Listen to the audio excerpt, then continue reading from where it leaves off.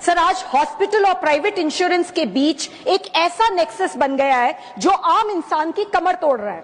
Sir हम ये दुखद सच्चाई अक्सर देखते हैं, पेशेंट की हॉस्पिटल में डेथ हो जाती है, इंश्योरेंस कंपनी क्लेम रिजेक्ट कर देती है, हॉस्पिटल बॉडी देने से मना कर देता है, हॉस्पिटल के बाहर मां अपने बच्चे की बॉडी लेने के लिए अपने कंगन लेके खड़ी होती है। सर दूसरी ओर टीवी पे एड्स देखिए, इंश्योरेंस कंपनी सेलिब्रिटीज से प्रमोशन कराते हैं, मिनट्स में अप्रूवल दिखाते हैं, पॉलिसी साइन करवाते वक्त आप भगवान हो, उसके बाद आप सिर्फ हॉस्पिटल और इंश्योरेंस के बीच की एक टेनिस बॉल हो। एडमिट होते ही टीपीए में पता चलता है कि आपकी कंपनी तो ब्लैक लिस्टेड है, पहले पे करो उसके बाद रिइंबर्समेंट होगा।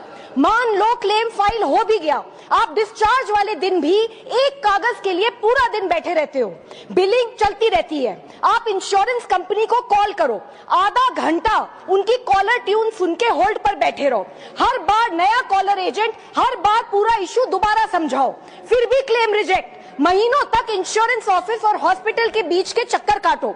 सर इरडाई के मुताबिक 2024 में 26,000 करोड़ के इंश्योरेंस क्लेम्स रिजेक्ट हुए हैं, जो कि पिछले साल से लगभग 20% ज्यादा है। इस वजह से हर साल करोड़ों इंडियंस गरीब हो जाते हैं। आज देश के बड़े हॉस्पिटल्स और इंश्योरेंस कंपनीज ज्यादातर विदेशी प्राइवेट इक्विटी ने खरीद ली हैं।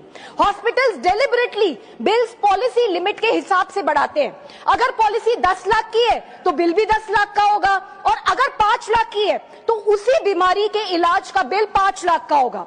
सर फॉरेन प्राइवेट इक्विटी के लिए पेशेंट नहीं, रॉ मटेरियल है, जिससे उसको 3 से 5 साल के अंदर 25% रिटर्न्स कमाने ही है। सर एक कंपनी जो ऑनलाइन इंश्योरेंस का आज 93% मार्केट शेयर होल्ड करती है, अब हॉस्पिटल्स में भी इन्वेस्ट कर रही है। एक ही कंपनी इंश्योरेंस भी बेचेगी, हॉस्पिटल में एडमिट भी करेगी और क्लेम्स भी प्रोसेस करेगी। There is no regulatory wall here. Sir India के दिव्यांग नागरिक तो इस सिस्टम से पूरी तरीके से बाहर है। 80% के पास हेल्थ इंश्योरेंस है ही नहीं, अप्लाई किया तो भी बिना किसी एक्सप्लेनेशन के सीधा rejection. Sir this is discriminatory and illegal.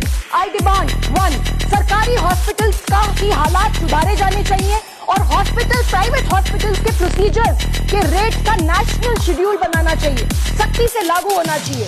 2, foreign private equity Indian hospital में 26% से ज्यादा हिस्सा सरकारी परमिशन के बिना ना ले पाए। 3, regulation now against the same insurance company owning hospitals as well.